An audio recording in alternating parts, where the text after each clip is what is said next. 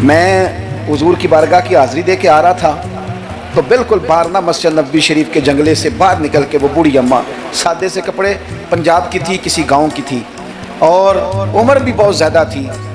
اس کے سادے سے جملے وہ دور بیٹھ کے نہ، چکے قریب تو خواتین کا آنا درست ہے بھی نہیں اور وہ آنے بھی نہیں دیتے. پیچھے باہر ہم نکلے بازار میں تو وہاں نہ شاید کسی کا انتظار کر رہی تھی، بچے نے وقت دیا ہوگا کہ اماں تو یہاں بیٹھ جانا تو میں آ جاؤں گا، تو وہاں بیٹھی تھی. چلیں میں نے بھی بہت سارے نعتیں سنی ہیں الحمدللہ، سنتے رہیں گے جب تک زندہ ہیں. پر اس بوڑھی اماں کے نا دو جملے، دو فکرے، پھٹ گیا میرا کلیجہ اور کئی دن میں روتا رہا. وہ اپنے لب و لہجے میں نا، اپنے انداز میں، سادے کپڑے اس کے اور سادہ پرانا دوپٹہ، اور زمین پہ اسی طرح بیٹھی تھی جس طرح غریب لوگ بیٹھ جاتے ہیں روٹی کھانے کے لیے، مزدور بیٹھ جاتے ہیں. پتہ کیا کہہ رہی تھی؟ نعت کیا پڑھ رہی تھی. کیا اس کا انداز تھا نعت پڑھنے کا. وہ کبھی دیہاتوں میں سادی عورتیں جس طرح بات کرتی تھی، ہماری بوڑھی مائیں اس طرح وہ بات کر رہی تھی اور اشارے کر کے نا مدینے کے در و دیوار کی طرف اپنا مزہ پورا کر رہی تھی. کہہ رہی تھی ویکھو نہیں ویکھو.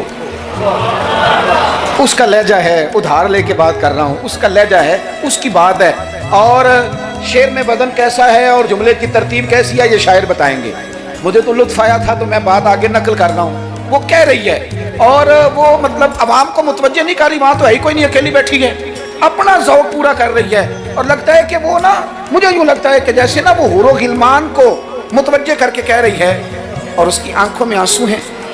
تھوڑی دیر اتنا روتی ہے کہ آواز بھار آتی ہے اس کی، پھر دوبارہ بات شروع کرتی ہے، پھر اپنے پلو سے آنسو پوچھتی. کہتی کیا ہے؟ کہتی ہے ویکھو نی ویکھو کڈے کرم کمائے سوں، میرے جے گندے مندے بھی در تے بلائے سوں. اب ویکھو نہیں ویکھو، ویکھو نہیں ویکھو کڈے کرم کمائے سوں، اب میرے جے گندے مندے بھی در تے بلائے سوں.